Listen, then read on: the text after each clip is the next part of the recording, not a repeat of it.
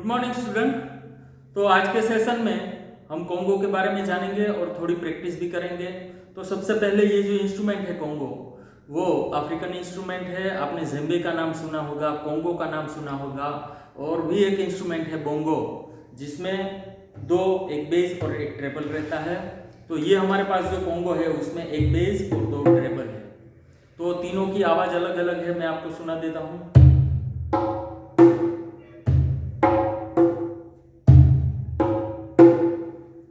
तो इसमें आप पैटर्न बनाकर वेस्टर्न जो रिदम है वो बहुत बढ़िया तरीके से बजा सकते हैं।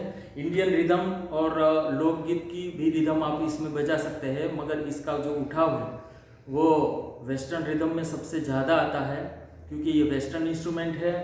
और कुछ रिदम इसमें बहुत प्यारी लगती हैं। और मैं आपको बताऊं कि जो 70-80 के दायके के कुछ जो भी गाने आप सुनेंगे तो उसमें आपको कॉन्गो अवश्य ही सुनाई देगा। कुछ ऐसे स्पेशल म्यूजिक डायरेक्टर है जिसने जो भी पिक्चर में म्यूजिक दिया उसमें कॉन्गो अवश्य ही उसमें बजा है। तो आप कुछ गाने भी सुनिए पुराने, उसमें आपको कॉन्गो की पैटर्न देखने को मिलेगी।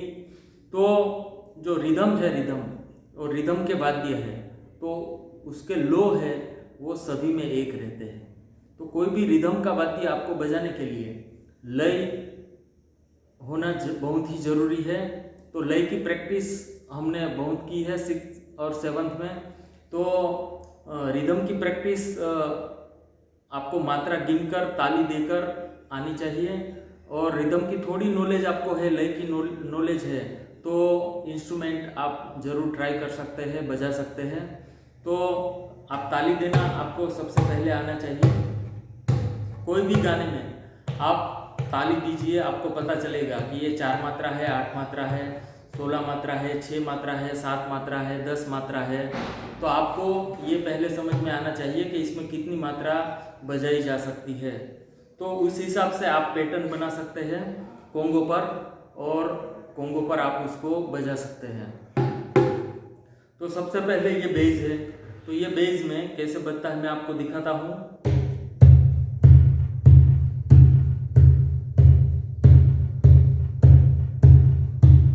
तो इसमें से गूंज निकलनी चाहिए। गूंज कब निकलेगी?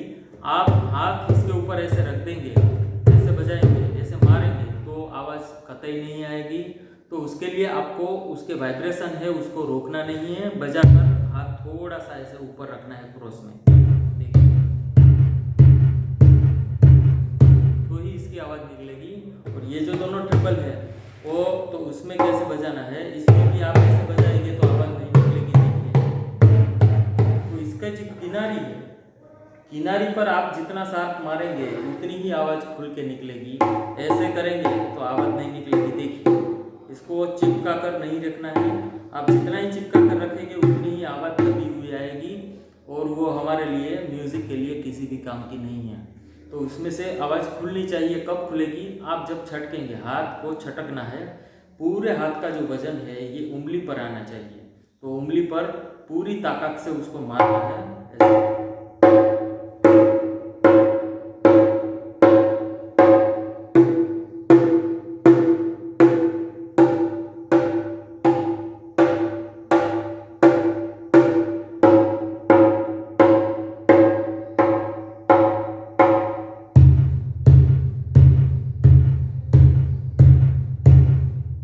ये तीनों पर कैसे हाथ रखा जाए ये हमने सीखा।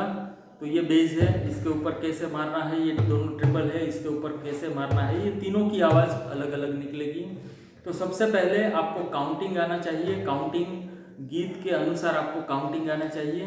तो वो काउंटिंग बहुत ही ईजी है। आप कोई भी गाना लीजिए, उसको 1 2 3 4, 1 2 3 4। तो ज़्यादातर आप गाने देखेंगे तो आपको 4 और 8 मात्रा के दिखाई देंगे। तो ये दोनों जो 4 और 8 मात्रा है उसमें हम रिदम बनाना सीखेंगे। तो वेस्टर्न जो रिदम है वो उसमें बजाई जा सकती है। और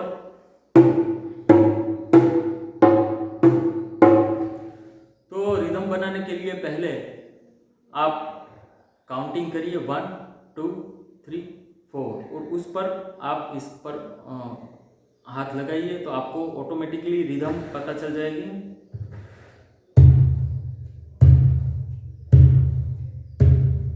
1 2 3 4 1 2 3 4 1 2 3 4 1 2 3 4। तो हमने क्या किया, 1 2 पर इस पर मारा बेस पर और 3 4 को डिवाइड कर दिया। 1 2 3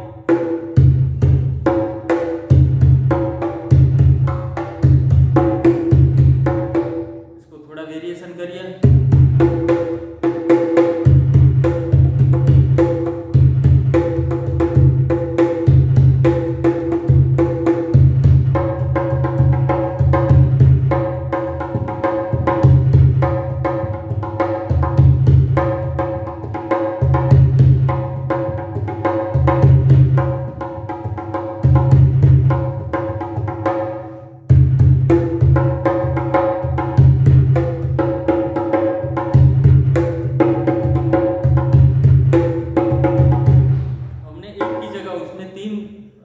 तीन मार रहा है तो देखिए कितना बढ़िया वेरिएशन हो गया।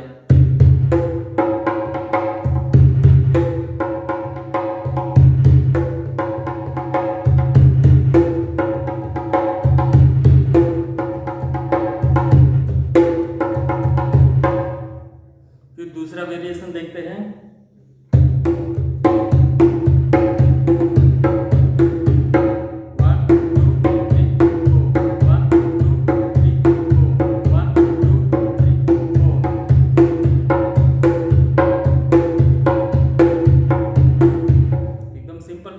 इसका थोड़ा हम वेरिएशन करते हैं।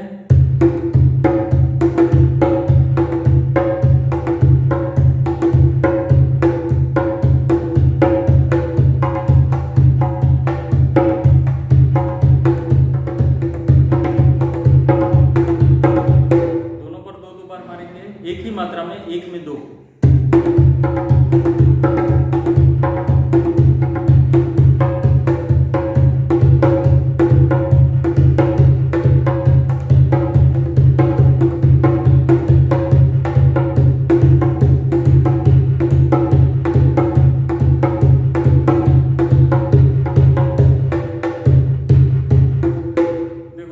चेंज करने से रिदम कैसी बदल गई। 1 2 3 1 2 3 4 1 2 3 4 1 2 3 1 2 3 4 1 2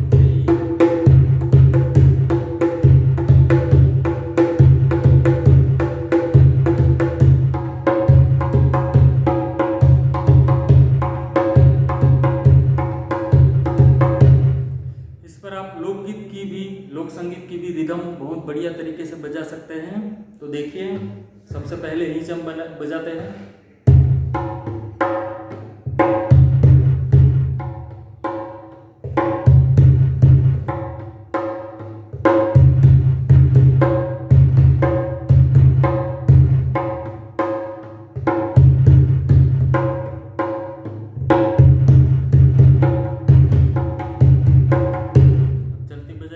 देसी चलती।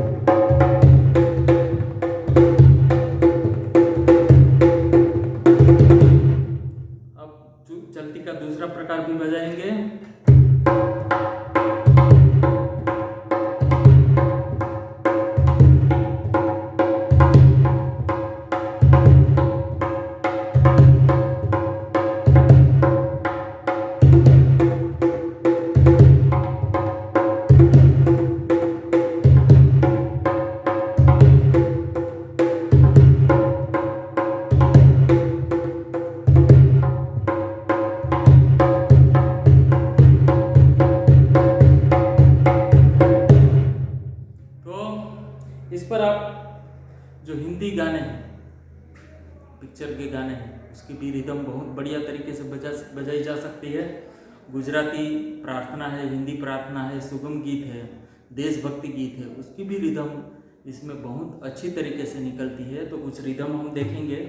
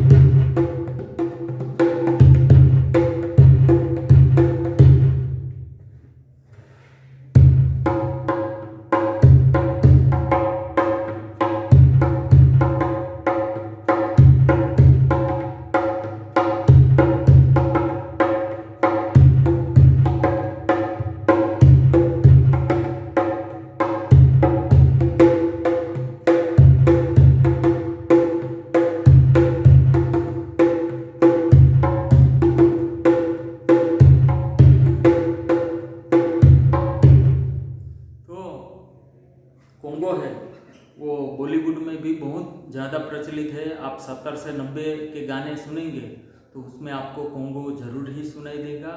तो प्लेबैक म्यूज़िक में इसका उपयोग बहुत ही ज़्यादा हुआ है, ऑर्केस्ट्रा में भी इसका उपयोग बहुत ही ज़्यादा हुआ है। और दूसरा कि ये बच्चों के लिए सीखना बहुत ही आसान है। तो आप कुछ महीनों की प्रैक्टिस में इसे बहुत अच्छी तरीके से बजा सकते हैं। और कि इसमें प्रैक्टिस तो इसी में भी लगती है, रियाज इसी में भी लगता है। तो कोई भी इंस्ट्रूमेंट है वो सीखना आसान नहीं है। तो कोई भी इंस्ट्रूमेंट सीखने के लिए लगन चाहिए, मेहनत चाहिए और रियाज चाहिए, उसका कोई भी शॉर्टकट नहीं है। तो आप घर पे रहते हुए गानों का एक बहुत बढ़िया सा कलेक्शन बनाइए, उस पर गाने की प्रैक्टिस करिए, कराओके गाने लीजिए, कराओके में भी आप प्रैक्टिस करिए गाने की। रिदम इंस्ट्रूमेंट अगर आप खरीद सकते हैं तो कुछ खरीदिए, जैसे फ्लूट हो गई, बहुत ही आपको 200-300 रुपये में अच्छी फ्लूट मिल जाएगी, तो आप फ्लूट खरीदिए। अच्छा सा छोटा सा कीबोर्ड आपको 2000 से लेकर 10,000 तक बहुत ही अच्छा मिल जाएगा। तो आप अगर घर पे खरीद सकते हैं इंस्ट्रूमेंट तो घर पे खरीदिए और उसकी प्रैक्टिस करिए। तो प्रैक्टिस करने से क्या होगा, आपका ग्रास्पिंग पावर बढ़ेगा, आपका पढ़ाई में भी अच्छा ध्यान लगेगा और आपके अंदर जो सुसुप्त कला है वो निखरेगी। तो हमारा यही प्रयास है कि आप घर पे रहकर अपना काम करें अच्छी तरीके से। Thank you.